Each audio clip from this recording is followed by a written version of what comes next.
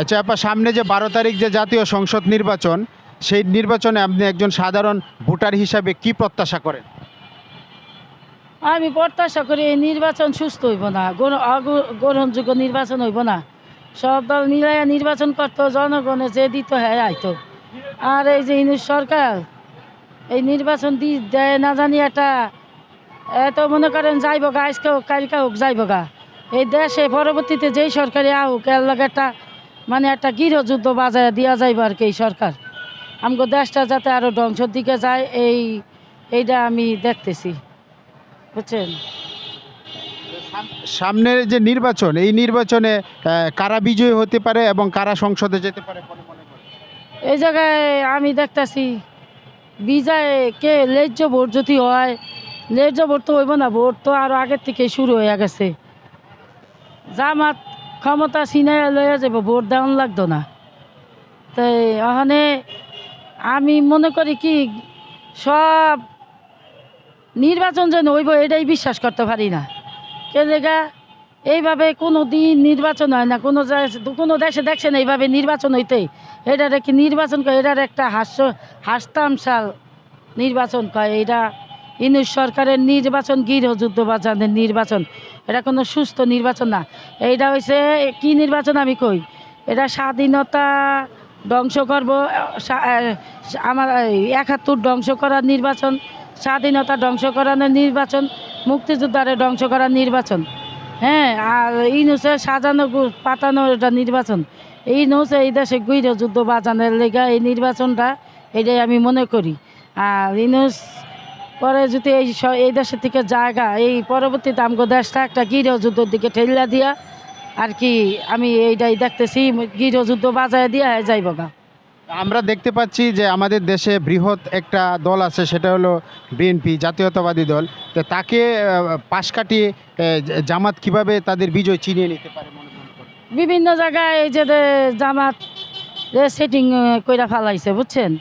তারপরে দিয়া ক্ষমতা ছিনে নিয়ে যাইব। আমি একজন সাধারণ মানুষ আর কি কইলাম, এরকমই আমি দেখতেছি চোখে, মানে চোখে ভাসতেছে, মানুষের কাছে আলোচনায় শুনতেছি, দেখতেছি, বুঝলি না।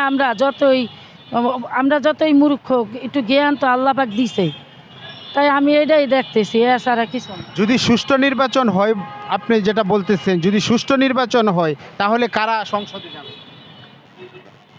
এখন তো একটা দল বাদ না, সব দল মিলে যদি নির্বাচন হইতো তাহলে ধরেন আগে আগে ধরেন 5ই আগস্টের কথা ছিল অন্য, এখন আস্তে আস্তে কিন্তু আবার আগেই ভালো ছিলাম, ঠিক না। আওয়ামী লীগ দলেই যাইতো, কিন্তু এখন তো আওয়ামী লীগ যাইব দেখা বয়কট করছে। এখন এই নির্বাচন কতটুকু সুস্থ হইব আমি জানি না। আওয়ামী লীগ এতদিন বয়কট করছে, এখন আবার বিএনপি বয়কট করে জামাতে ক্ষমতা দেওয়ানোর লেগা। এখন পাকিস্তানের ষড়যন্ত্র আমি মনে করি এইটা, পাকিস্তানের ষড়যন্ত্র এটা। আমাদের 71 ধ্বংস করব, আমাদের স্বাধীনতা ধ্বংস করব, আমাদের মুক্তিযুদ্ধ ধ্বংস করব, আমাদের দেশটা ধ্বংস করব, এইটাই আমি দেখতেছি, এছাড়া কিছুই দেখতেছি না। ক্ষমতায় কারা যেতে পারে, আমি সেই প্রশ্নটা আপনাকে করেছি। ক্ষমতায় যদি সুস্থভাবে দেয়, ন্যায্যভাবে দেয়, তাহলে আমি তো দেখি বিএনপি ভালোই, খারাপ না। বিএনপি পোলাপান মানুষ আইছে, তারেক জিয়া এই দেশে মনে করে নাহলে সবাই মিল্লা যদি সহযোগিতা করতে হারে, তাহলে এখন তো বিএনপি মনে হয় না যাইতে দিব। আর বিএনপি মনে হয় না যাইতে। আপনি কাকে পছন্দ করেন? আমি কি ওরা পছন্দ করি না, আমি যারা পছন্দ করি হ্যাঁ নাই, আমি যারা পছন্দ করি হ্যাঁ নাই, কেন আমি ভোট কেন্দ্রে যাবো না, ভোট দিব না।